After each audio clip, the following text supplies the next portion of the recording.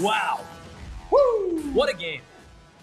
Did you enjoy the 7 hockey games that you got to watch in the last 30 minutes of this game? You know, they often say the Flyers contain multitudes, and that was the case tonight. Yeah, well, if there's taking years off of your life, this one certainly did it because this was a doozy of a game. Back and forth they went. Welcome into the PHLY Flyers Postgame Show presented by Bet365.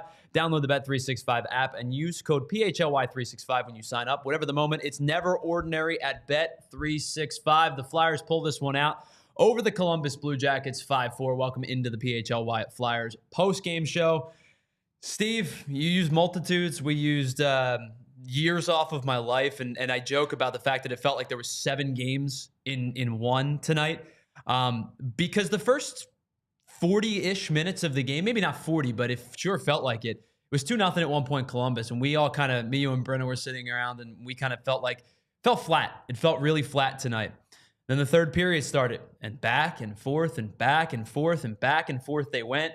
Some good things. I thought some good things with, and you can almost look at good and bad within individual players. Like Sam Ersson, some good play tonight. Sam Ersson, some bad play tonight. Yeah. We'll get into all of it, but a 5-4 win over the Columbus Blue Jackets. Just your initial thoughts on this one. Snaps a 3-game losing streak.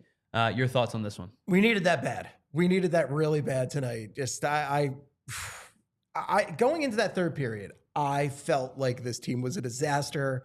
And look, this team's going to have pains, right? They're a young team. They're growing. They're learning. But still, it felt bad going into that third period. And, I know Lixell almost had that goal that was called back. And that was the right call. The puck did go out of the zone. Sure. That was legitimately an offsides call. But it felt bad. And then all of a sudden, so I'm just going to read down the times of goals in this period. This is the third period. 6:53, 8:48, 10:01, 11:51, 15:49, 18:16. That's just what a ridiculous third period. What a period we just went through. Yes, like a whirlwind of event. And by the way, I guess I should say, for those that didn't catch the pregame show, neither of us are Bill Matz or Charlie O'Connor. No. Because I see the comments coming in. They're like, that's not Bill. I'm not Bill.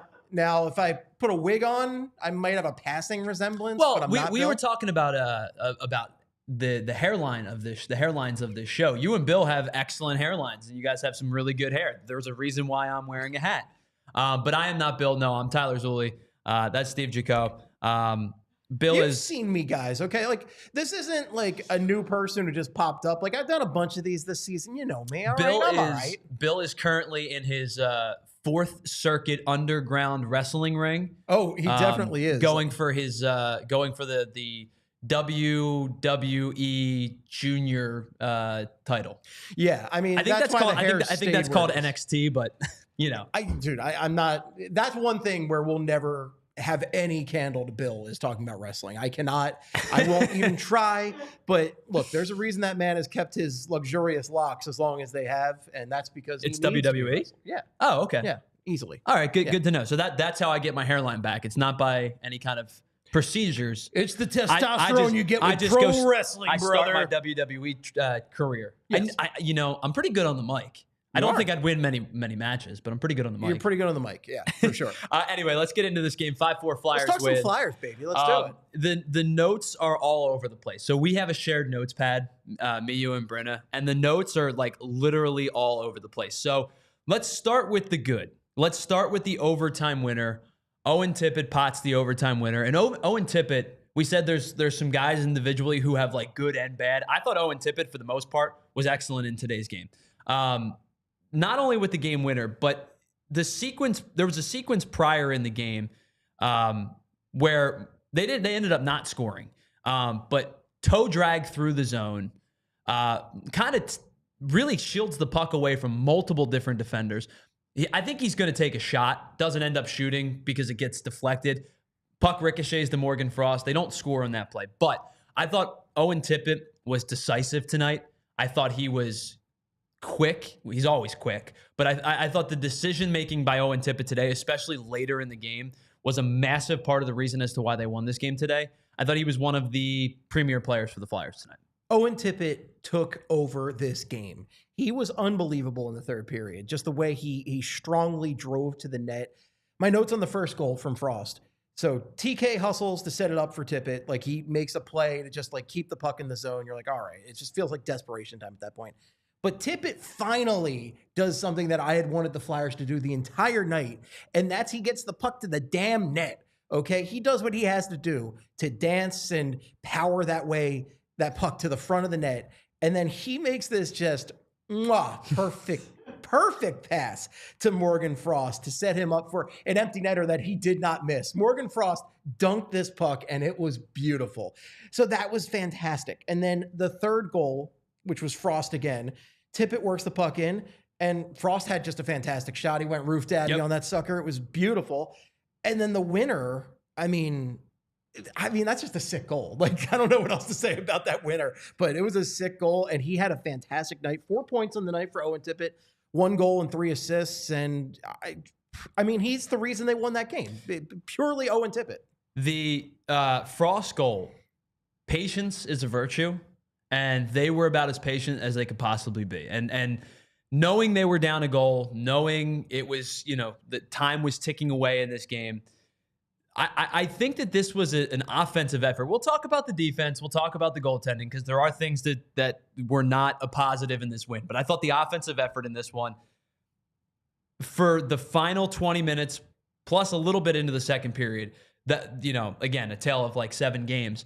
But the offensive effort in the third period tonight was tremendous because they battled and got down and battled and got down and battled and got down and battled back 3 or 4 separate times. And you brought up the times of the goals. Like, it was in quick succession that these goals were scored. It was a flurry of third period goals for both teams. Owen Tippett, Morgan Frost, Tyson Forster, Noah Cates. This is, by the way, you talked about this on the pregame show too. Doing all of this without Sean Couturier, who was scratched from the lineup tonight for personal reasons. Lixell, had the goal taken away early, but like a guy coming up and, he's a point producer in the AHL. How does it translate to him being back in the NHL? Almost at a point tonight. But offensively, they rolled 3 lines deep tonight, I thought, for the most part. And I thought the second line, right? The one that was nominally listed as the second line was excellent. And then Owen Tippett was kind of the hero of this game for me. Oh, for sure. And yeah, it was definitely a group effort. I mean, Owen Tippett ends up with the biggest contribution. Right. But, one of the lines that we were talking about in pregame and one of the ones we've been talking about this week is, it's the line of Noah Cates, Tyson Forster, and Bobby Brink. And Brink didn't really do that much to end up on there tonight. And I think Michkov played a little bit with Cates and Forster. I know that on Cates' goal, the second goal of the game, that Michkov was actually doing some of the screening. So Michkov didn't end up with a point, but he did have offensive contributions tonight. But, Cates and Forster is a great story to talk about this past week of Flyers hockey. Noah Cates has been fantastic. I'm really hoping that this is the real Noah Cates instead of whatever we saw for the first couple months of the season, because having this guy on the team is a huge difference maker, especially on a night where you're missing Sean Couturier. Sure. And, Couturier, I know he's lost some faceoffs in recent weeks. I'm thinking specifically one that he lost against Anze Kopitar that was painful to watch. But overall, he's usually your best faceoff guy by a mile. And you saw some issues with that tonight. Specifically, I think, was it the 4th Columbus goal? That was off the draw. Yep, right off the draw. That's one that you're probably seeing Couturier in there for. And they lost that faceoff, went right off the draw. And then, who was it? Monahan had a big screen in front of Ersson where he leaped in the air, which found a way to screen not only Ersson, but screen Sealer as well. Yeah. Jake Christensen ends up scoring that goal. I believe they said on the broadcast it was his first goal in 73 games for the defenseman. That's a very Flyers thing to have. But you could see it, right? They win the faceoff, puck gets left, circles through, back to the point, slapper, and the screen is effective on not just the goalie, but the defender as well. Kind of took 2 players out of the play at once. Things, to clean up off the faceoff, the draws tonight and probably for a little bit of time now. But you bring up that line, right? Cates 2 points. Forster 2 points. Brent, I'm sorry to ask you this. I should have brought this up sooner. We have a graphic from the show that we didn't use in the pregame show that is talking about that line. And there you go. It's Forster specifically, but it's the Forster, Cates, and Brink line. Tyson Forster, 3 points in his first 16 games. 11 in the last 15. You add another 2 tonight. That gives him 13 in his last 16 games. Their 5-on-5 strength, they've become a 5-on-5 strength for this team. You know, and the expected goal numbers are good. The percentage of goals scored while they're on their ice, their plus minuses are all good. And another 4 points for that line tonight. These are guys that you need to step up to. Like, if the Flyers are going to succeed with this current group, these are two of the key guys, especially Forrester. Forrester was, I think, one of the top players I was looking forward to watching this season. He was so strong at the end of last season that I really had high expectations for him. So I was bummed to see him really struggle through, you know, the first, you know, Sure. few weeks of the season, see him get scratched by Tortorella at one point. I didn't like seeing that because when Tyson Forrester is at his best, he can score goals. He plays a strong two-way game. He does everything that you want in a top 6 hockey player. I mean, doing it on the third line, sure, that works. But, you know, it doesn't matter ultimately because Tortorella kind of rolls his lines depending on how the guys are looking on that night. And we saw that tonight. We saw some remixing of the lines as the night went through. But, you know, if you're looking at the minutes for the offense right there, I mean, he really leaned on TK tonight. TK, even though he might not have gotten the numbers that Owen Tippett got, you know, TK was really, really essential for the Flyers coming back in this game. He played 23 minutes, 11 seconds in this game, which is a lot of time. Sure. Tippett played 19-11, but looking over at Noah Cates played 16-12 and Tyson Forrester played 17-55. So those guys got a decent amount of ice time. Yeah. You know, Frost was up there too. Frost is interesting because we saw, you know, the usual defensive issues with Morgan Frost, but at the same time, he scored 2 goals. Mm-hmm. So I can't, you know, no complaints about Morgan Frost if he's scoring 2 goals in games. And man, that second goal, what a shot. Yeah, you talk about time on the ice. I think the one name that jumps out to me, especially because we played the clip during the pregame show, like Tortorella did not mince his words about, you know, Emil Andre. The conversation was about Emil Andre, but then he kind of brought it to Cam York as well. He's been pretty vocal about Cam York's struggles this season. Cam York played almost 24 minutes of ice time tonight. Like, he leaned on a couple of guys today and leaned on them pretty heavily. Like you said, you know, 3 guys, over 20 minutes of ice time, and all 3 of them were over 23 minutes of ice time. And Travis Sanheim's the third one. He had played 25 minutes tonight, almost 26 minutes tonight. That's a lot of time out on the ice right there. I mean, when you're skating around and you're playing hard minutes against, I know Columbus isn't the most vaunted offense out there, but there's still a team in the National Hockey League. That is a lot of minutes. But yeah, it was good to see Cam York get a nice bounce back game after being scratched. 23-34 is a good amount of time out there on the ice. Torts plays it really hard with Cam York. His favorite head game is Disappointment Dad, and he's 100% disappointment dad when it comes to Cam York. Like, he's always like, well, son, I think you could do a little bit better. And that's how it always is. I'm not mad. I'm disappointed. Exactly. Because he knows Cam York is really capable of being a really, really good NHL defenseman. And I thought he had a solid game tonight. Sure. You know, I didn't notice him in a negative way really tonight, which was great. So it was good to see Cam York get out there and have a strong bounce back performance, because you always worry a little bit when these guys get scratched, if they're going to take it personally, if they're going to sulk or something like that. Thankfully, most of the time with the guys they have assembled on the Flyers right now, they seem to take the message the right way, and they don't, you know, regress and they go, well, you know, the coach doesn't like me. No, they go, all right, I have to prove I am good enough to be in this lineup. Let me show the coaching staff what I can do. And Cam York really, you know, took that to heart tonight and came back strong. Yeah, listen, getting benched at any level sucks. Right? Sucks. Nobody wants to get benched. I didn't want to get benched in my men's adult baseball league, and we were playing in, you know, the Bucks County suburbs for beers after the game. Like, you want to play, right? The most noble of prizes. Yeah, of course, right. Beer and pizza by the restaurant that sponsored us. But we only got it if we won. So only, yes. No, I'm just making that up. You have to earn it, guys. You have to earn it. But like, nobody wants to get benched and nobody wants to get scratched in the NHL or in professional hockey in general. The response level is important, especially for some of the younger players, because I think, you know, I've been on note saying, like, is it the right decision to healthy scratch michkov, for example, right? Like, is it the right decision to healthy scratch a 19-year-old kid who's been productive, who's, you know, was playing at a points per game basis for a bulk of the start of the season? Like, does that send the right message to a team? It's just John Tortorella's coaching style, right? It always has been.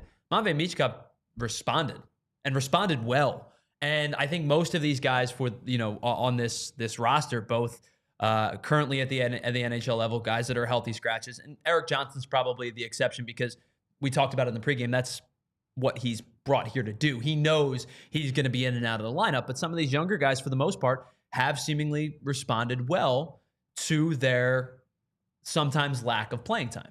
Yeah, and I think that was why it was so important a couple years ago that they really transformed the roster in the way they did. They got rid of some of the guys they did. One of the guys was out there on the ice tonight. His name was Ivan Provorov. And, guys like Provorov, guys like Hayes, guys like Tony DeAngelo, those were guys that didn't fit in with the locker room that Tortorella and Briere are trying to build. And now, the culture does matter with this team because the guys they have in place do respond to Tortorella, and he's guys that they can work with. And, it makes you wonder when it doesn't work out with certain guys. But so far with this group, it does seem to work out. And it also shows resiliency that the Flyers came back in this game. I mean, this was a game where they could have laid down and died really easily. Like, they're down 2-0. 2-0. Their one goal was recalled. They're not getting anything on offense against a team that's frankly not that great defensively. Their goaltender's playing like an all-star, even though his numbers are terrible. Like, Merzlikins through the first two had some tremendous saves against the Flyers. Yeah. Like, he really had some all-star saves. So you're thinking, is Merzlikins on a heater tonight? I mean, they just beat the Devils. They can, you can lose to any team in the National Hockey League on any given night. But they really could have just laid down and died for that third period, but they dug in and they had a comeback. And there were multiple times when the Blue Jackets took the lead again, and they could have also just regressed, and they kept fighting. So this is a great win for the Flyers. Hopefully a bounce back. And I'm really hoping that this means they're taking it to Pittsburgh on Monday when we have the Festivus party, because we love to beat Pittsburgh. We love to beat Pittsburgh in all sports, but especially the Penguins. Couldn't have picked a better game for a Festivus party, an airing of grievances, if you will. I've got a lot of problems with you Pittsburgh Penguins, and you're going to hear about them. And what else you're going to hear about is what Charlie O'Connor has to say live from the Wells Fargo Center. We'll check in with Charlie in a little bit as well. But before we go any further, we're going to talk about Sam Harrison. We're going to talk about the power play, which struggled again tonight. We got some words for them. We got a lot of problems with the power play. We do have to talk about the negatives in this game, but we'll do that in just a second. But first, let me tell you about our friends over at Empire Today. Yeah, and our friends at Empire Today want to know that they've got the best shop at home convenience, the right products that you need, and the most important thing, the quick and professional services to get the job done. Listen, when you're shopping for flooring in your home, whether it's carpet or it's tile or it's hardwood, and whatever room you're doing it in, whether it's a large bathroom or a small bathroom or a large scale, entire construction change, shopping for flooring can be overwhelming. Empire knows that. They want to take the overwhelming portion out of the conversation. They want to simplify it. They want to be able to make you feel like you are shopping in the store, but you're doing it from the convenience of your home. And that's why one of the great things about Empire Today is they offer the virtual floor designer. And what you do with the virtual floor designer, you just snap a picture of the room that you want to update your flooring in, and you upload it to the website, and they can show you all of the different styles and hardwood options between carpet, hardwood, tile, whatever you're trying to put in your home to make your home value go up, because that's all it is today is about making sure your home value goes up, because people are selling their homes for millions and millions and millions of dollars now. But that's a lot of money. Empire wants to help you make sure that your home looks and feels its best. You upload a picture to the virtual floor designer, and you can see what any style of flooring looks like in any given room, whether it's your bathroom, your kitchen, your living room, whatever it is, they've got you covered. And they want to make sure that you feel like you are getting the most value and the best quality service, because the last thing that Empire wants is for you to be a one and done customer. They want to make you come back. They want you to tell a friend to tell a friend. And the only way they do that is with exceptional quality customer service and some of the best warranty serviced on the market. You don't have to worry about calling a contractor. Empire is going to make sure that they service all of their warranties themselves. So schedule a free in-home estimate today, and all listeners can receive $350 off when they use the promo code PHLY. Restrictions do apply. See empiretoday.com/PHLY for more details.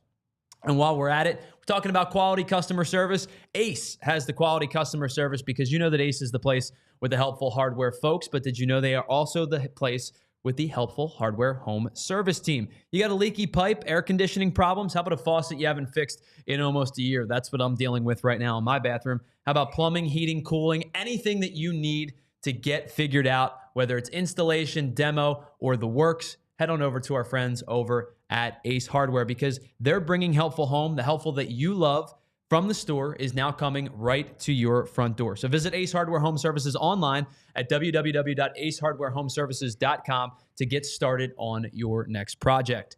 Welcome back to the PHLY Flyers postgame show.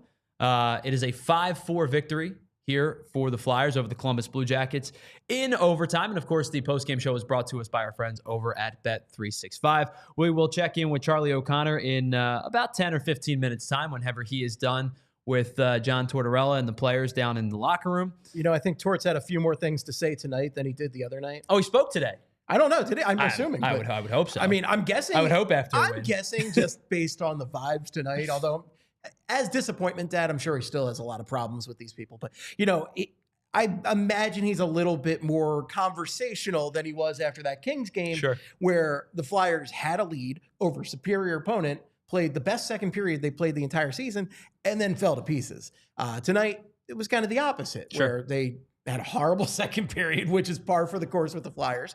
And then they had just the wackiest, craziest third period you can imagine. You know, it really did turn from a game where we were all kind of falling asleep, starting to scroll our phones, and then we look up and we're like, oh, we got a hockey game. Watching the college football playoff and checking in on the Sixers. Watching the Sixers just slowly get dominated by the Cavaliers. That was fun. Our friends at the PHLY Sixers crew is probably just about on the air, if not already on the air. I think we're going to have a lot more fun on postgame tonight than they're going to have on their postgame. I think so. With that being said, there are some things that we need to talk about. Let's start with the goaltending. We'll talk about the power play as well. Let's start with Sam Ersson. Tonight, made a handful of spectacular saves. He also turned the puck over behind his own net, which led to a wide open net for the second Columbus goal. That was rough. Was also probably out of position for the first Columbus goal as well. It was a much like for a majority of the game, it was a tale of two games for Sam Ersson, who I thought kind of kept them in the game at times, especially early in the game, as you brought up, when the Flyers really didn't have much offensively. I thought he kept them in the game with a handful of saves. The sprawled out save against the pipe late in the third period was huge. A huge save in the overtime period as well. But puck handling mishap that led to the Columbus second goal. Overall, a pretty good night for Sam Ersson. Some great, some really bad, but I thought a decent night overall for the goaltender. He got the dub. Yep. So I'll give him that, and I'm sure that's what he's happiest about at the end of the day. But overall, 21 saves on 25 shots for Sam Ersson. That second goal was nasty. Just like, let the defensemen do their job. You know, you're not Marty Brodeur out there. You can't just be going and getting that puck out there. And he paid for it. And I hope that's a lesson learned for him there. I like Sam Ersson. I keep wanting Sam Ersson to really be the guy, because there were times last year where he looked awesome and he absolutely won the Flyers games that they had no business in. This was a game tonight where, I don't know, I don't feel like the Flyers should have been down 2 going into the third period. They didn't play great, but I don't know. I just didn't love what Sam Ersson was really giving us. But at the same time, you know what? He did get the win. He stood in there. He had that late save, the big stretch save with the pad over there, which was huge. So, I guess you can't complain about the results, but I want to see Sam Ersson dominate. I really do. I think it was a good performance. Yeah. Because, like we said, there was some really, really good. There was some really bad. The one goal in the third period that I will give him a pass on is I forget if it was the third or the fourth goal that Columbus scored, but Jamie Drysdale did an excellent job of boxing out his man, kind of clearing the slot out. And then I think it was Morgan Frost who lost track of his man, and it was basically a wide open slot. And I'm going to try to see if we have, it was the third goal. Okay. So it was the Marchenko goal. And listen, it was a scramble in front of the crease, and things happen when there's a lot of moving bodies and a lot of moving parts. But I think it was Frost who ended up losing his man. Marchenko ends up wide open in the slot. Yeah. There's not much that Sam Ersson can do on that goal, especially, too, because, like I said, it felt to me like Drysdale made a nice defensive play. Yeah. And then all of a sudden, Marchenko was standing alone in the slot. And with Drysdale, anytime you could say he's making a nice defensive play is like, oh, wow, a miracle. I found Jamie Drysdale making a nice defensive play. But yeah, I agree with you. There wasn't much he could do. That was a man just completely left wide open to do whatever he would. And that one just sucked because the Flyers had clawed their way back into that game. They tied it up 2-2 just to give up the lead. Not that long after. And the Flyers were buzzing. It really felt like they could have gotten another goal there. So at the time, that felt like it might have been just the dagger to take the Flyers out of the game. But hey, they bounced back and they won the sucker. Well, we got a lot more to talk about with Sam Harrison. We'll talk about the power play and the lack thereof and the win overall. But we have to welcome in our third member of the show. Actually, I really should say the first member of the show because he's the only one of us that's in his right spot tonight. Charlie O'Connor joins us live from the Wells Fargo Center. Charlie, a 5-4 win tonight. Great to talk to you. Great to be with you. And let me just start with kind of an overarching question. Anything stick out to you that you heard or saw from either John Tortorella or any of the players that spoke this evening? Yeah, it was just a weird game, I would say, because to me, the first two periods were about as unwatchable hockey as the Flyers. And I'm not going to let the Blue Jackets off the hook either. It was just bad all around hockey. That probably should have been a 0-0 game because you have the first goal is off of a really bad turnover by Jamie Drysdale. Second goal is a really bad turnover by Sam Harrison. Neither of those teams deserved really to be winning that game. It probably should have been 0-0. It was just ugly. Then the third period and overtime is just unbelievably chaotic. It almost felt like you were watching two games in one. You had the incredibly boring first 40, and then you had the ridiculous final 23 and a half minutes. So weird, back and forth kind of game in terms of, I feel like I'm getting whiplash watching it. So it was just a weird game all around. But if we're talking about the game overall, I mean, to me, the big storyline is Owen Tippett because it's not like he was the only guy who played well for the Flyers in the third period. There were other standouts, to be sure. But to me, Tippett was the guy who kind of put the team on his back. And not just because he scores the game winner in overtime. He has I think he finishes with 3 assists, 2 really good setups on the Morgan Frost goals. And he was just flying. He was absolutely flying the whole game. Morgan Frost, after the game, called him a monster in the third period, and that was an accurate way to describe it. And we talked to John Tortorella afterwards. I asked him a question about Tippett as a playmaker, about the fact that Owen Tippett is known as a shooter. That's his skill. He shoots the puck a lot. He's got the quality shot. He's a guy who just flies down the wing and shoots. The big plays he made, aside from the game winner in the third period, because that's obviously in overtime, are playmaking. He has that great cut across the middle and then sends it back over to a wide open Frost. He has a really, really smart, subtle play, tying up a guy to give Frost more open space to take his shot. And Torts basically said, look, we know that Owen can shoot. We know he has that skill. What is going to decide whether he takes the next step in his development is if he develops as a playmaker, as a passer, and he even said as a defensive player. He said that with Owen Tippett, he wants to be able to put Owen Tippett out there in 4-on-4 situations, and he doesn't feel like he can because he's afraid that Owen Tippett's going to blow a coverage. He just doesn't trust him. But those are the things that Tippett needs to add to his game, and I think Tortorella was really excited about the fact that, at least tonight, Tippett looked like a guy who can. You could do it. Anybody can do it one game, but he looks like a guy who maybe can do it a lot and make it a permanent part of his game in the future, that he has that upside. So to me, a lot of things went well for the Flyers in the third, to be sure, but Owen Tippett's standout performance was top of the list. Yeah, that pass from Tippett across the crease to Frost for that first goal was just outstanding. Unbelievable pass. So, yeah, Frost ends up with 2 goals in the night, almost 19 minutes played. With Couturier out of the lineup, this is a huge opportunity for him to just show us what he has. What did you think about the night for Morgan Frost? It's funny because I didn't like much of it at all in the first 2 periods. I thought he was mistake prone. I thought he was fighting the puck. I just didn't think he was making that big of an impact. And then suddenly in the third period, they put together a line with him, Tippett, and Travis Konechny, and boom, then he's making plays. Now, I do think that a lot of it was a product of Owen Tippett. I think Owen Tippett was the guy who drove that line. The first goal was basically a slam dunk. Like, that's Morgan Frost gets the goal. That's Owen Tippett's goal. He made that goal happen. All Morgan Frost had to do was not miss the net. The second goal, though, great play by Tippett to set it up. But Frost still has to take a really good shot and just pick his spot and rip it, and he did. Maybe Morgan Frost is starting to get a little bit more confidence. And look, me and Bill have talked about this on multiple shows. Frost does have a pattern of stepping up in the second halves of seasons. We're getting close to the second half. It's late December now. We're getting close to Christmas. We're getting closer to January. This is the time where historically Morgan Frost starts to turn it on. So maybe this is a start of second half Morgan Frost.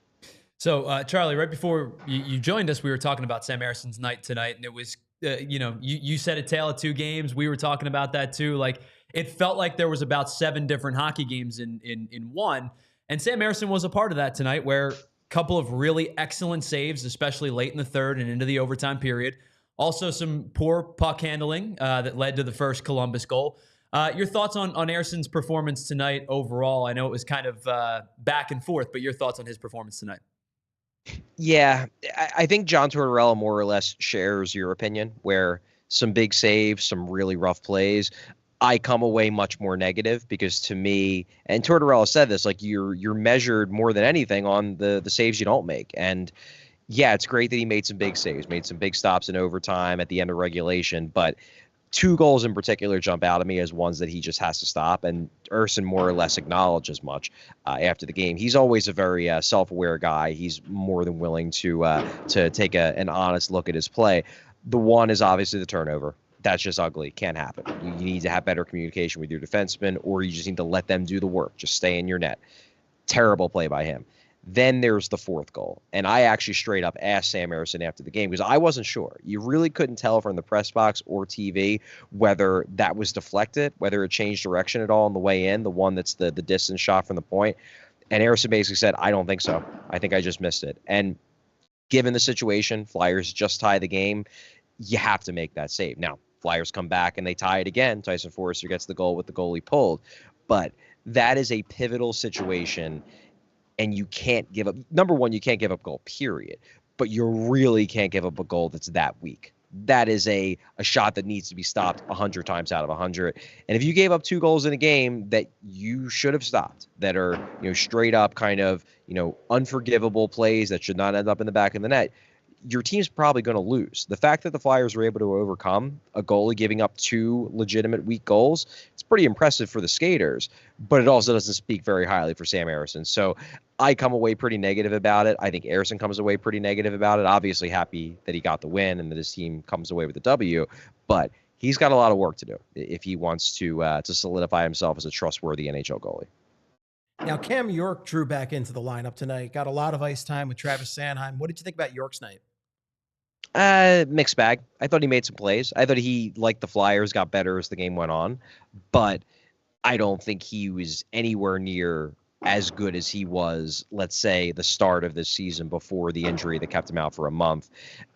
He's inconsistent. He has some shifts where it looks like he's pushing the play, he's attacking, he's carrying the puck, and then he has other shifts where either he's not noticeable or outright noticeable in a bad way, where turnovers, getting overpowered in the corners. Hopefully this is the start of him rebuilding his game. And I think everybody knows it's going to be a process. He really bottomed out in those final 2 games prior to the healthy scratch, but he's got a ways to go. He's like Harrison. He's got to rebuild his game. And honestly, just like Harrison, York, just like York, Harrison's a guy who hasn't been the same since coming back from injury. And it seems like it's the same thing with York. Both those guys need to figure out, what they lost due to that layoff and get back to where they are, because they're both really important guys for the Flyers. Now, Lixell drew into the lineup tonight, which was a bit of a surprise to us all. And he made some plays. I mean, he almost had a goal. It was called back, but, he was out there trying to make plays and had some good energy. What did you think about Lixell's night? Yeah, I thought he was fine. I mean, he looks like an NHL caliber player. He looks like he can hang. Now, can he stick and be an 82-game NHL contributor? I'm not sure. I'm probably on the more pessimistic side, but he's certainly a guy who you can call up and play for 3-4 games and he's not going to look out of place. And I think that's the way he looked tonight. I think he looked like he belonged. He obviously nearly scored, does score that goal. It just gets overturned, but he made some plays. I think that he is, at least at this stage of his career and his spot with the Flyers, he is a guy who is perfect in this role, in a role where if you need to call up for a week or so, he can do it. I don't know if he has the ability, the raw talent to be more than that, But you need guys like that. You need guys who can come up in a pinch and not hurt you. And Lixell pretty much did that tonight. Charlie, let's. We didn't get a chance. Steve and I didn't get a chance to talk about it before you joined us. Let's talk about the power play. 0 for 3 tonight. 0 for 10 dating back to the game against Detroit on December 12th. Their last power play goal came against Columbus on 12/10. And Columbus is not a very stout penalty kill. They're 27th in the league, tied with Calgary and Anaheim. What's not working on this power play over this 10-day stretch or so? Everything. It's bad. It's really bad. And it's especially frustrating because you could kind of see this coming. The Flyers made a decision at the end of last season that they were going to stick with Rocky Thompson as their assistant coach in charge of the power play. They decided that they were going to try to work around the issues they had last year by creating this collaborative environment where you were going to have, John LeClair and Patrick Sharp and even Danny Briere, all these former players who, were great on the power play when they played, that they're going to work with Rocky Thompson to figure out this power play. And it's not any better. Like, the only reason why the percentage is better this year is because they have Matvei Michkov. It's nothing to do with the fact that it's actually clicking at a higher rate in terms of overall play. It's just that they have one guy who's real good on the power play who can boost them a few percentage points on their own. This is not a well-run power play. And look, I'm not absolving the players. They need to make better decisions. They need to do more with the puck. But this is a power play that is not getting strong direction. And I don't think Rocky Thompson is a bad hockey coach. I think he's overall done a fine job coaching the forwards. I just have seen nothing in his tenure here as power play coach for the Flyers to tell me that he can crack the code of this power play. And now it's even tougher to swallow because they actually have the talent. They need more talent, but you've got Matvei Michkov. You've got a guy who, and I say it a lot, I steal this from basketball, he's got gravity. He pulls defenders. He pulls penalty killers to him because they're scared of him. He scares penalty kills. And because of that, it leaves other guys open. They don't take advantage of that enough. They just don't have the kind of plan they need to take full advantage of Matvei Michkov. And look, assistant coaches don't get let go midseason in the NHL. It's just not a thing. So don't expect that to happen. But unless this power play gets way better in the second half, I don't know how you can keep Rocky Thompson as your power play coach going into next season. I just don't know how you can do it because this is now 3 consecutive seasons of the Flyers having a power play that is significantly worse than it should be given the talent on hand. Yeah, it's a total mess. One of the guys who's actually had a positive effect on the power play this year has been Emil Andre, and John Tortorella had some interesting quotes about him pre-game tonight. It's a no-brainer. It's gotten too rich for him. Easy part of the process, blah, blah, blah. You remember all the quotes, I'm sure. Charlie, some thoughts on Emil Andre and John Tortorella's comments on that? Well, I obviously strongly disagree with it. I put out an article today breaking down the details of my disagreement and why I don't think Emil Andre should have been sent down. Really, what it truly boils down to for me, it's not even that I necessarily disagree with the demotion. Because if the coach isn't going to play the kid, yeah, you need to get him playing time. What I disagree with is the initial decision to scratch him in the first place and to keep him out for as long as Tortorella was keeping him out for. Because in my mind, while Andre's play probably did slip a bit, it wasn't as strong as it was in mid-November, it wasn't nearly as bad as the way Tortorella's framing it. The underlying numbers are still really strong. He was still making plays. He was still helping the team move the puck up ice. He's still a very good transition defenseman. I don't think he deserved to be pulled out of the lineup for anything more than maybe one game. Give him a reset game, sure, have no problem with that. Then you give him the second game, the third game. Then you basically flat out tell us today that I didn't even want to put him in on Thursday, but I put him in because I was basically so frustrated with Cam York. Like, he was more than willing to basically just sit Andre out the rest of the way to the Christmas break. And to me, you're watching guys, and look, I want Jamie Drysdale in the lineup because I want him to learn and develop and get better. But the idea that Emil Andre wasn't dramatically outplaying Jamie Drysdale is crazy. I mean, we're all watching the games. We're all seeing Drysdale make these mistakes. Emil Andre is far better than Jamie Drysdale is at this stage. And the fact that you're throwing him out there, you're throwing Yegor Zamul out there, you're throwing multiple guys out there on a nightly basis who are measurably worse at the position right now than Emil Andre, it strikes me. What's so weird about it is it's the move of a tanking team. And the Flyers are adamant that they're not a tanking team. So if you're not a tanking team and you want to win and you want to get these guys playoff experience, why are you purposely making your team worse and making it tougher for that team to do that by taking a player out of the lineup and then ultimately demoting that player? You're taking a guy out of the lineup who can make it easier for you to win games. Now, John Tortorella clearly disagrees with that. He thinks that Andre is struggling enough or was struggling enough to be warranting a demotion or at least a scratching. I just strongly disagree with him, and I don't think I'm the only one that strongly disagrees with him. Charlie, by the way, Cam York, who played over 23 minutes of ice time tonight. Now, maybe out of necessity and maybe because of an overtime period, extended the game a little bit. But he was so mad at a guy that he wanted to keep Emil Andre in the lineup one more night, and then he ends up giving him 23 minutes of ice time like a week later, less than a week later. Yeah, 2 days later. One more question for me before we get to your 3 stars. Little bit of a slump, and I hate to even mention it this way, but a little bit of like a scoring drought, if you will, for Matvei Michkov. 4 games without a point now. I don't even know how to properly phrase this question because I feel like somebody's going to go, wow, Tyler, you're really getting on this young kid who's been excellent all year. Have you seen anything from Michkov over the last 4 nights that may indicate a little bit of a slowdown at the NHL level, just in a very small vacuum sample size? So I did not like his game on Thursday. I thought he did not show much in the way of plays with the puck. I just didn't think he had as big of an impact as I expect Matvei Michkov to have. Tonight, though, I liked what he did for the most part. Sure. He wasn't perfect. He made some mistakes, but I thought he was much closer to the guy we've seen for the majority of the first, I guess, coming up on the first half of the season. We're past the 30-game mark, so it's not quite a third. It's over that. However many games they played, I don't know, was it 32, 33? They all blend together at this point. He was good tonight. He could have gotten an assist on one of the goals. I believe it was the Cates goal. Yeah, I think Forrester ended up getting an assist because he got a piece of a shot, but he was like the 3rd assist on that play. He was involved in the play, and I thought there were quite a few others where he set up teammates and they didn't necessarily do a good enough job on the play. No, tonight was a game where I watched and I'm not worried at all about Matvei Michkov. Now, if he would have had another game like Thursday and they had 2 games in a row like that, yeah, would have started getting a little worried that maybe he's fighting and maybe he's in his head a little bit. Tonight, though, he played well enough to get 1 or 2 points. The fact that he didn't get it, that's just puck luck. And if he plays the way he played tonight on Monday against Pittsburgh, I would expect him to break that pointless drought. I would.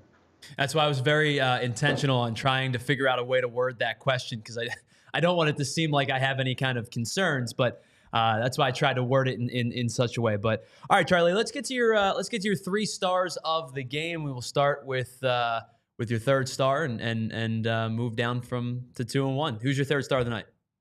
Yeah, 3rd start of the night, I'm actually going to go with Travis Konechny, who I thought had a quiet 3-point game, if those are even possible. But obviously, he has the big setup on the game-tying goal. Tyson Forrester scores it, of course, but that's a goal that is set up by Konechny's pass. He sets up the deflection that Forrester pulls off. Travis Konechny, leads the forwards in ice time, gets 3 assists. Was it the most dominant game of his? No, but he's your top scorer. And then at the end of the day, you look at the score sheet and he's got 3 points. It's a pretty good night. He did what he's supposed to do. For that reason, he's 3rd star. 2nd star? 2nd star, Noah Cates. Thought he had a great all-around game. Thought he was one of the few guys, because a lot of guys played well in the 3rd. I thought he was one of the few guys that played well the entire 60 minutes. Obviously gets a big goal in the 3rd period, but it was a goal that he earned with all the hard work and good play he provided in the first 40 minutes of the game. Noah Cates now has 3 goals in his last 3 games on a 3-goal streak. He's looking as good as he's looked all season, and the offense is starting to come around for him. He's never going to be a point per game guy, but if he can just get himself to being a 35 to 45 point a year guy, which I don't think is completely outlandish, suddenly he's a really valuable player given how good he is defensively and how many of the little things he does well. Suddenly he truly is like a baby Coots, a Couturier Jr., like Travis Konechny said they jokingly call him in the locker room.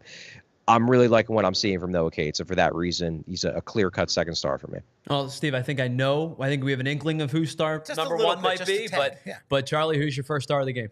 Yeah, it's Owen Tippett. He was Like Cates, he was good all game. He was showing that speed, but the third period, he just put the team on his back. It was him taking over the game. Morgan Frost, there's a reason why, even though obviously he has 2 goals, there's a reason why I kind of left him off the 3-star list. It's because goal number 1 was Owen Tippett's goal. Like, Owen Tippett gets the assist. That's Owen Tippett's goal. All Morgan Frost has to do on that play is not miss the net. And even the second goal, great shot by Morgan Frost, but that's a really, really good play that he makes to set up Frost, where he basically runs a pick play, ties up the guy who's going to be covering Frost, gives Frost a ton of extra time to make that shot, to tee it up and find his spot. Tippett was everywhere in the third period. And then obviously, of course, he scores the game winner in overtime. I'm not even going to say one of. It was Owen Tippett's best game of the year by a significant margin. It's why people are so excited about his upside and why people get so frustrated that he doesn't do it every night, because you see games like this and you're like, why aren't you this good all the time? And I don't know if he'll ever be that guy, if he'll ever have that consistency, but the fact that they have a guy, and hopefully this will be the case 3-4 years down the road when the Flyers are a deeper, better team. If you have a guy who's your, 5th or 6th best forward who 4 times a year can have a game like this where he just drags you to a win, it's a pretty good luxury item to have. So Owen Tippett, fantastic game, great goal scoring, passing, playmaking, everything. Easy first-star selection. Well, Charlie, we're going to let you get out of here. Thank you for your time. As always, Charlie and Bill will be back at it tomorrow for their Festivus viewing party. 2 days Xfinity Live. on Monday. Oh, Monday. Sorry. Monday.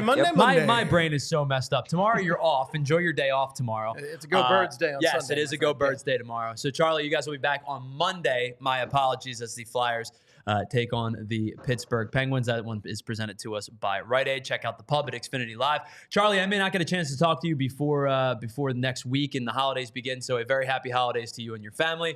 Hope you have an excellent couple of days off here from PHLY, and I will be checking you out on the Festivus party tomorrow. Sounds good. Happy holidays to both you guys as well. Thanks so much. There he is, Charlie O'Connor, the #1 Flyers beat writer in Philadelphia. What's the exact line that Bill uses? Oh, the _1 beat writer, and I forget exactly. The #1 Flyers beat writer or something like that. Something like that. Brendan, do you know what the line is? Philly's #1 hockey beat reporter? Yes. Philly's #1 hockey beat reporter. There it is. There we go. Charlie O'Connor.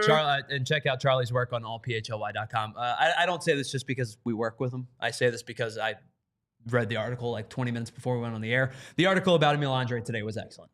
Yeah, I mean, come on, Charlie's best. And he's 100% right. I mean, I truly don't know why, outside of the usual John Tortorella head games, that he does this stuff, because he should be in there over certain guys. Like, Zamula really is just, I can't fathom thinking that Andre is a weaker player than Zamula at this point. I really can't. And, at least with Drysdale has a lot of issues, and a lot of that's learning the game and growing. But Drysdale, I always see that raw talent that he has. You can see his skating ability. Sure. You can see his puck handling. He hasn't figured out how to make that into full-time NHL play yet, but at least there's something to work with. Zamula's a guy who he's a very mediocre player ultimately, who at his top ceiling would be second pair defenseman, and that's the very peak of it. Well, I know I saw 5 a lot tonight on the ice, but I can't tell you what 5 did. Yeah, on the ice tonight. I mean, he made some all right plays. He was fine. He was cromulent, but outside of that, I don't know.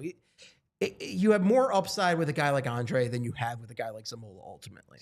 We got a lot left to discuss. We will talk about the power play in a little bit further detail, and some things that are going on, not just here at PHLY, but at Broad Street Hockey as well, as we wrap up today's show. But first, let me tell you about our friends over at Coors Light. Yeah, and if you're looking to choose chill, it's the holidays, right? The holidays are right around the corner, and I understand that when you get together with friends and family, everybody likes something different to drink. But if you're looking for something consistent, something fresh, something chill, Coors Light is the beer of choice. Because between work, social media, and the choices that life is throwing your way, it's no wonder that we're all kind of in a dizzy sometimes. We're all worked up, and Coors Light celebrates rising above and choosing that chill mindset. So listen, why not turn a crazy work holiday party into a time to choose chill? And instead, don't worry about the crazy things that are going on at work, and instead hang out with some of your coworkers and choose chill and enjoy an ice cold Coors Light because it is mountain cold refreshment. And you want to talk about choosing chill? Listen, there are times, maybe not now because it's 12 degrees out, but I don't know if you know this, Steve. I'm a pretty bad golfer. Oh, okay.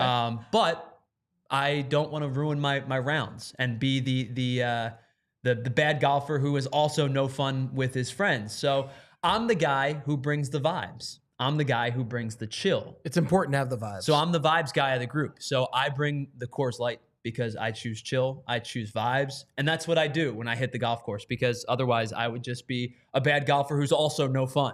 Yeah, and nobody wants that. You're the Eric Johnson of the golf group then, or the Scott Lawton, if you will. I know my role. Yeah. Yeah, I know my role. It's important to know your role. It absolutely is. And choose chill, folks. And that's why anytime I hit the links with my buddies, I bring Coors Light with me. And listen, when the mountains turn blue, you know it is as cold as the Rockies. Coors Light is cold lagered, cold filtered, and cold packaged for a smoother finish. And make the most out of the time. When you do choose chill, choose Coors Light. Get Coors Light delivered straight to your door with Instacart by going to CoorsLight.com/PHLY hockey. Celebrate responsibly. Coors Brewing Company, Golden, Colorado.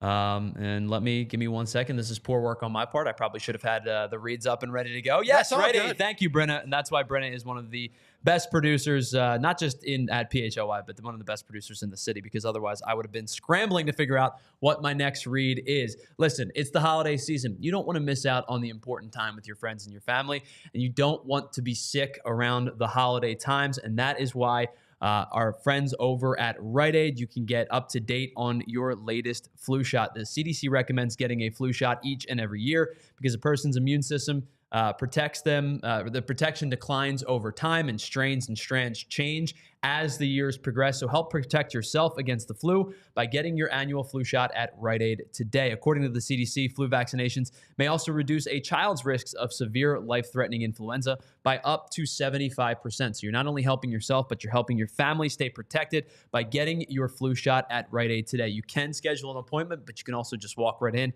to your local Rite Aid to get up to date on all of your vaccinations, including the flu shot and your COVID-19 vaccinations as well. So just walk right into your local Rite Aid or schedule at riteaid.com. State, age, and health restrictions do apply. Ask your Rite Aid pharmacist for more details.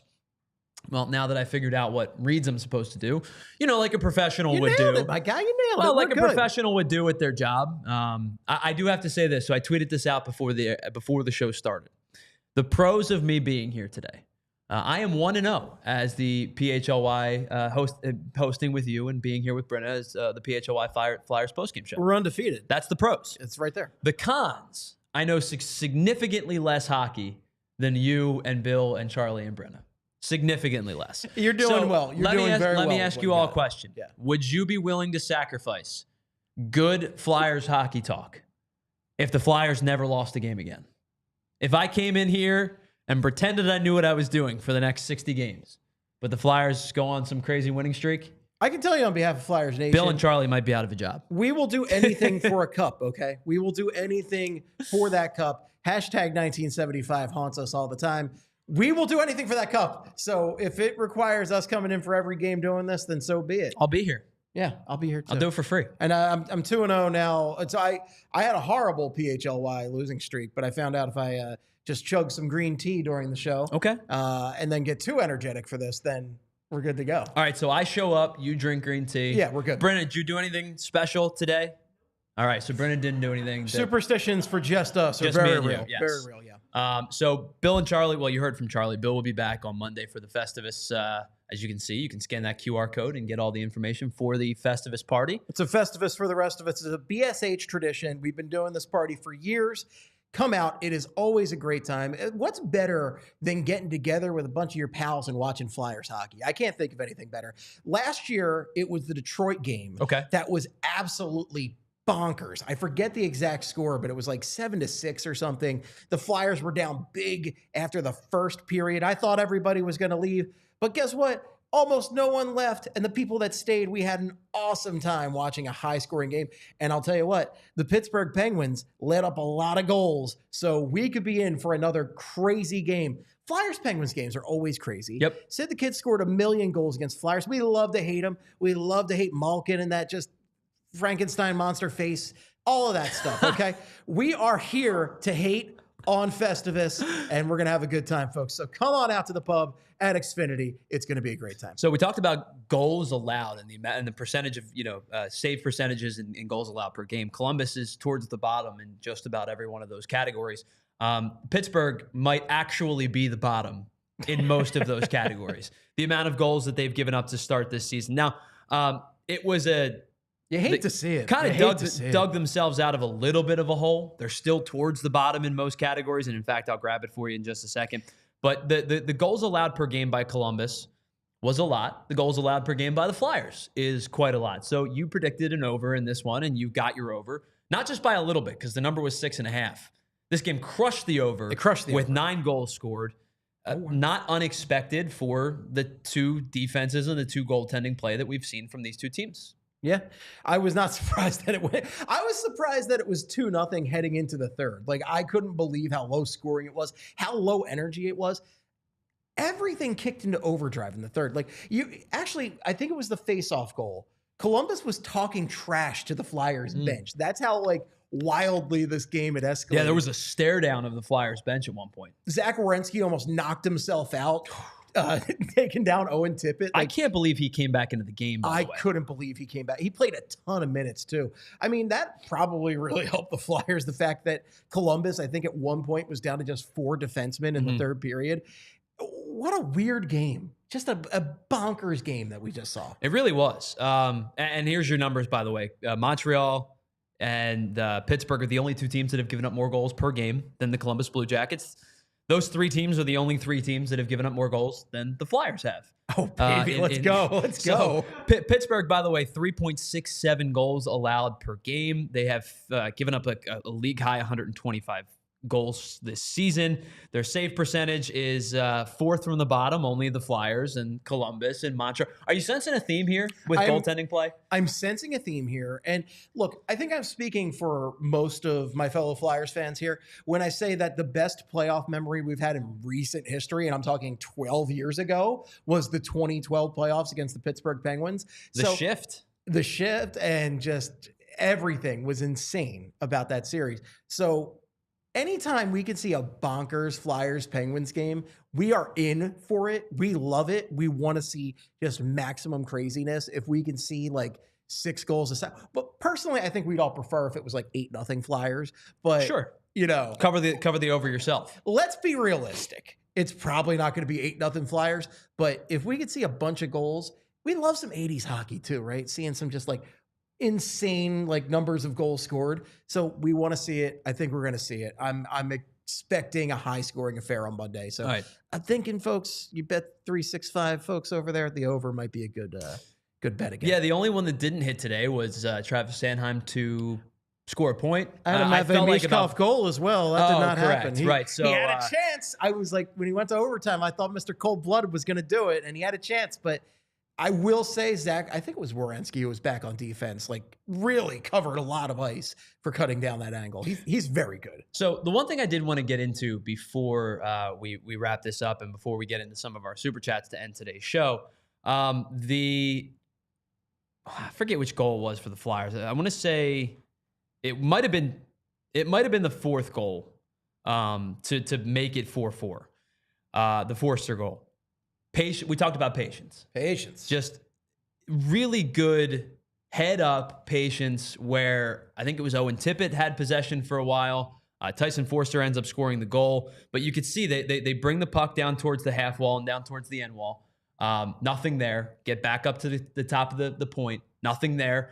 They kind of played a little 2-man game for a while. But it was one of those, you know how in this city and in most hockey cities, the shoot crowd comes in, right? I didn't feel that, urge, that desire to, get a puck on net. And I'm a big believer in quality over quantity attempts most of the time. Oh, sure. And that felt like it was a quality possession that was building. And the patience of that specific play, and for a good portion of the back end of the third period, felt like it was pretty palpable.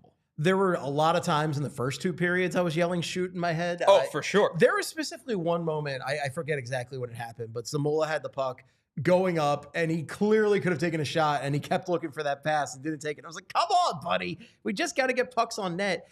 And I love that attempt there from TK. Like, that's why he is the Flyers' leading scorer.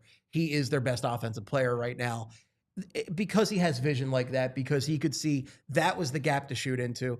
Great deflection by Forrester, too. Like, we talk about his shot a lot, but that's a big body, too. And the Flyers don't have enough big bodies to properly screen the goaltender and get deflections like that. Perfect deflection by Forrester. And that really goes to show you why Forrester has been on a hot streak lately, because and he's a guy they trusted. That's a key part of the game. Like, they need to score to tie that game. So to trust Forrester there shows a lot. And great patience by Konechny. Like, it's just a perfect connection with Konechny and Forrester there.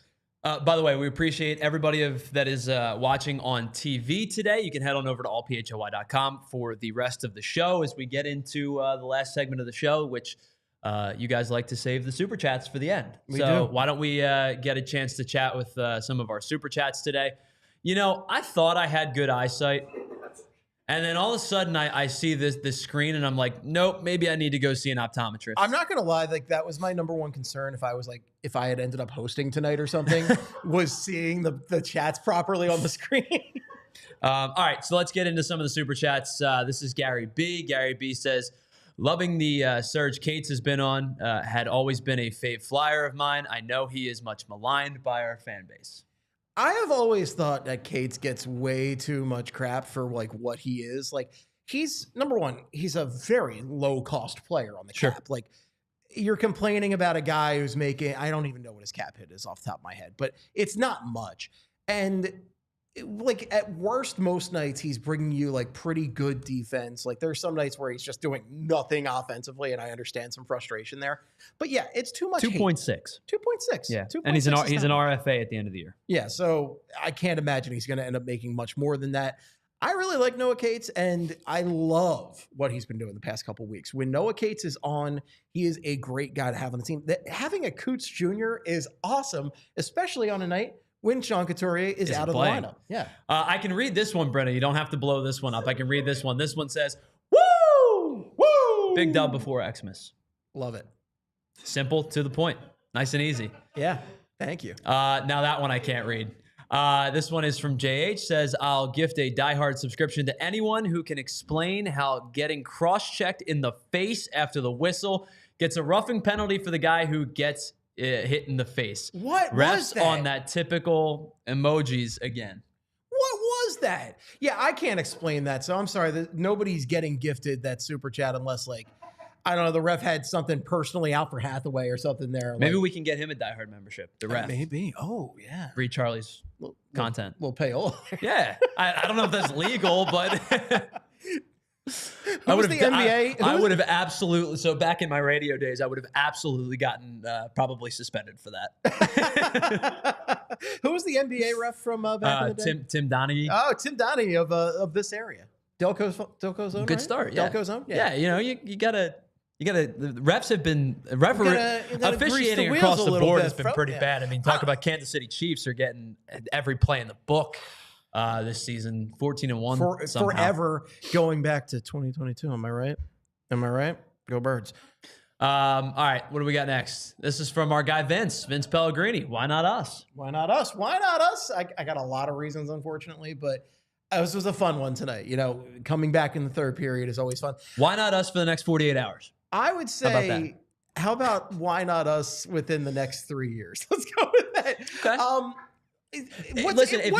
I'll say what's fascinating about this current Flyers team is how much Michkov has really changed my mentality on the timeline for this team. Because if Michkov didn't come over this season, I'm thinking, okay, he's not coming over for like another 2 years. We can't even think about competing until he comes over and we see how he is. Having him here now, knowing that he can play at an NHL level, knowing that he can score like he can at only 20 years old is phenomenal. And yeah, it's definitely not this year, but if they can start making moves within the next 2-3 years, like they really could be like on the radar quicker than we all thought they would be. Well, I said to you at the beginning of the game today, like probably midway through the first period, I said, do you think there are times where Matvei Michkov goes to make a play, whether it's an entry pass or he's kind of lugging it in himself and he's looking for the feed. Do you think there's times where he's like, what the bleep are these guys doing? I do worry about that sometimes because like you do see certain passes where he'll leave it for a guy and the guy's not ready for it. And it's because he thinks about the game in a way that I just don't think the rest of the team is really thinking about. Like he really is just like, he's the new Mr. Chestnut Checkers over there, how he's thinking, where he's just like thinking about the game like a couple moves ahead. Sure. And he has a clear vision of what he wants to do offensively. And unfortunately, most of the talent on the team really is not to the same level as he is as far as thinking offensively. All right, let's get to the last couple that we have. This one from Corey. Corey says, remember when the Flyers were good offensively? Pepperidge Farms remembers. I mean, they scored 5 goals tonight, including the overtime winner. I mean, tonight is the exception, though. I get what you're saying because it's been lackluster the last couple of nights. 3 against the Kings, 1 against Detroit. We talked about the Detroit game in the pregame show. Like, that one really drove me nuts because it was a lot of self-inflicted wounds from like entry passes and defensive zone exit passes that turned into turnovers. But there wasn't a lot of offense to speak of in that Detroit game. Yeah. Tonight, at least, it felt like they were back on the right trajectory. Yeah, and I just think one of my biggest problems with the current Flyers, number one, I'm pretty old, so I remember when the Flyers were actual perennial playoff team. So it's been a while there, folks. But, you know, thinking about the current offense and everything, it really keeps coming back to the center depth. The fact that they don't have centers, especially on a night without Sean Couturier. Thankfully, Frosty did score a couple. As Charlie said, Frost definitely had his issues throughout the night, especially being a center. Kate's had a nice night. I didn't really see much from Paling, but overall, you need to upgrade there. I'm really excited for Jet Luchenko. Like, I kept thinking tonight, I was like, I kind of wish Jet Luchenko was in there because the little that Jet Luchenko showed me, and I think it was like 4 games or whatever he played, was so exciting to think about a guy who could actually be your legit top 6. Like, he could be a second line center based on what I saw for the next, he's really young, a really long time, folks. So I know that like I'm asking for a lot, and I kind of comp this to, you know, prospects in baseball as well. Now the NHL, it's a little bit closer than saying like this guy in single A is your dude, right? But I feel comfortable knowing that the future should feel like it's in good hands with Michkov at the top and Luchenko right there, Bonk and Barkey, and I throw Forrester in there too. Right, He's still a young guy. Put Forrester in there. Like, as long as you can figure out the goaltending situation at some point in the next couple of years, like the ascension of this young group should make you feel excited. For sure. And they have a ton of picks coming up. I think it's 3 first-round picks next year.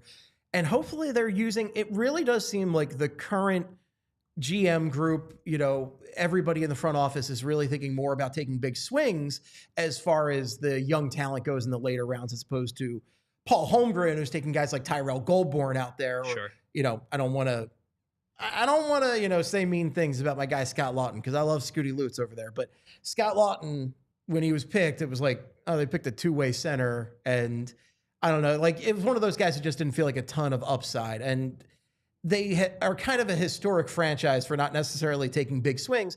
And it does feel like they've taken some bigger swings in recent years. So hopefully that continues. And that's going to be one of the big keys to really this team coming back. And also, you know, having a bias for action, as our friend Chuck Fletcher, old Chucky Two Trades would call it.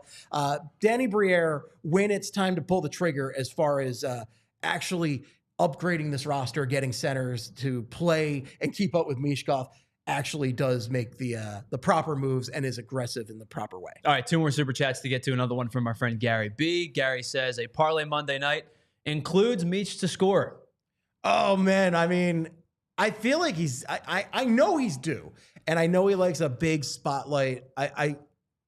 You know what? Yeah, let's go big. Let's go big, Gary. Let's do it. Over and Meach to score. Let's do it. All right, last one, Rob. I'm going to apologize in advance. If I mess your last name up, I apologize. This is from Rob Bleetler, and Rob says, just because it needs to be said on TV, ref, you suck. Ref, you suck. Interesting.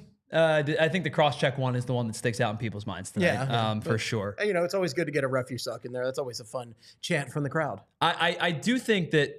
And then I guess the embellishment